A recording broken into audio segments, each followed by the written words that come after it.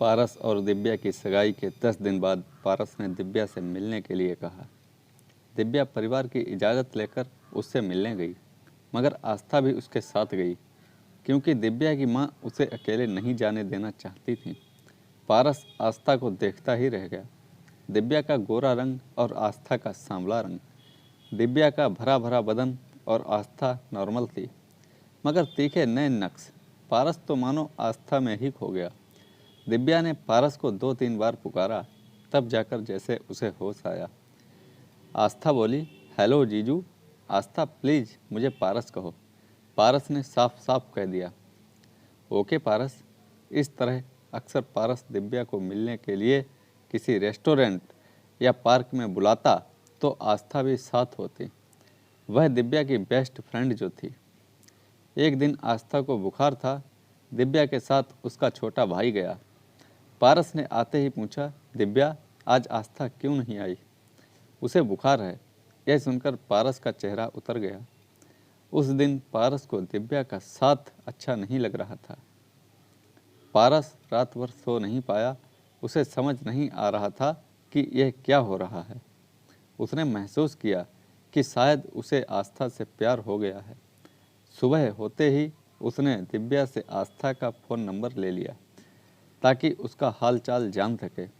Hello, कैसी हो आस्था? मैं ठीक हूँ, मगर आप कौन हैं? आपके पास मेरा मोबाइल नंबर कैसे आया?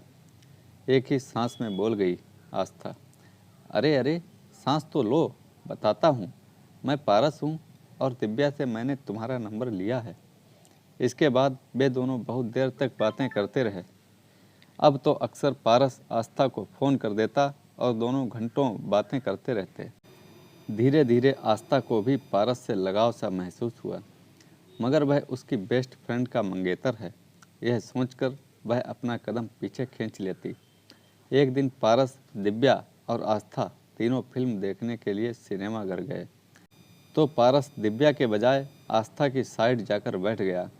यह देख उन दोनों को हैरानी तो हुई, तो पारस ने कहा, अरे दिव्या, हम दोनों तो सगाई करके सेफ हो गए, मगर आस्था तो अभी सिंगल है। अगर कोई इसके साथ आकर बैठ जाए और बदतमीजी करे तो इसका ध्यान हमें ही रखना है ना। एक तरफ तुम बैठो और एक तरफ मैं। फिल्म देखने के दौरान पारस ने 1-2 बार आस्था को छू लिया और सॉरी कह दिया कि वह भूल गया था कि उसके साथ वाली सीट पर दिव्या नहीं बल्कि आस्था बैठी है। आस्था और दिव्या ने इसे नॉर्मल लिया। आखिरकार शादी वाला दिन भी आ ही गया। दोनों घरों में शादी की तैयारियां चलने लगीं। दिव्या बहुत खुश थी, मगर पारस तो जैसे कोई कमी महसूस हो रही थी। उसके चेहरे से वह खुशी नहीं झलक रही थी जो दिव्या के चेहरे पर थी। शादी हुई। दिव्या और पारस की गृहस्थी की गाड़ी चल पड़ी। इसके बावजूद पारस और आस्था को चैन नहीं था। दोनों अक्सर घंटों फ़ोन पर बातें करते, कभी दिव्या के सामने तो कभी दिव्या से चोरी छिपे। इसी बीच दिव्या के पैर भारी हो गए। परिवार के सब लोग बेहद खुश थे।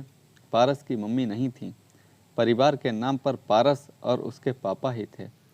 दिव्या की तबीयत अक्सर खराब रहने लगी, तो उसकी देखभाल के लिए पारस कभी कभी आस्था से आने को कह दिया करता था, क्योंकि दिव्या की मम्मी नौकरी के चलते नहीं आ सकती थी। आस्था भी पारस की नज़दीकियाँ तो चाहती ही थी। फिर यह तो सोने पर सुहागा हो गया। पारस को भी मनचाही मुराद मिल गई। दिव्या तो अपने कमरे में रहती, इसलिए पारस रसोई घर में किसी न किसी बहाने जाता रहता और आस्था के आसपास मंडराता। साथ ही कभी कभी उसे छू लेता था। अब आस्था को भी पारस का ऐसे छूना अच्छा लगता। वह कुछ ना कहती तो पारस की हिम्मत भी बढ़ जाती। वह कभी उसे प्यारी साली कहता और कभी मेरी बीवी की जान तो मेरी भी जान हुई ना कहता। इसी बहाने कभी वह उसे अपनी बाहों में भी भर लेता था। अब तो आस्था का वहाँ आना जाना लगा रहता। आज दिव्या को 9वां महीना लग गया, तो पारस ने कहा, दिव्या, अब हमें आस्था को बुला लेना चाहिए। डिलीवरी कभी भी हो सकती है। नहीं, हम हर समय आस्था को क्यों परेशान करें। और अब तो मुझे भी डॉक्टर ने थोड़ा चलने को कहा है, ताकि डिलीवरी और आसान हो जाए। जिस दिन अस्पताल जाना होगा तब उसे बुला लेंगे। आपका और पापा का ख्याल रखने के लिए पारस बेसब्री से डिलीवरी के दिन का इंतजार कर रहा था। इधर आस्था भी बड़ी बेकरार थी। जल्दी ही वह समय भी आ गया जिसका दो मूक प्रेमी बेसब्री से इंतजार कर रहे थे। दिव्या को अस्पताल छोड़कर पारस आस्था को ले आया। सभी अस्पताल पहुंच गए। थोड़ी ही देर में डिलीवरी हो गई। नर्स ने बताया, बधाई हो, चांद सी बेटी आई है। सभी बहुत खुश थे। दिव्या की देखभाल का जिम्मा अस्पताल वालों का था, इसलिए किसी को भी अस्पताल में ठहरने के लिए मना कर दिया गया। सब घर चले गए, खाना खाया और सो गए। मगर दो जवान दिल तेजी से धड़क रहे थे। पारस आस्था के कमरे में आ गया। वह अभी सोई नहीं थी। नींद उन दोनों की आंखों से कोसों दूर थी।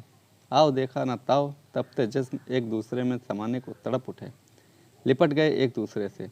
आस्था के लरजते होंठों ने लिया पारस के होंठों को तो मानो एक जलजला आ गया और वह हो गया जो नहीं होना चाहिए था।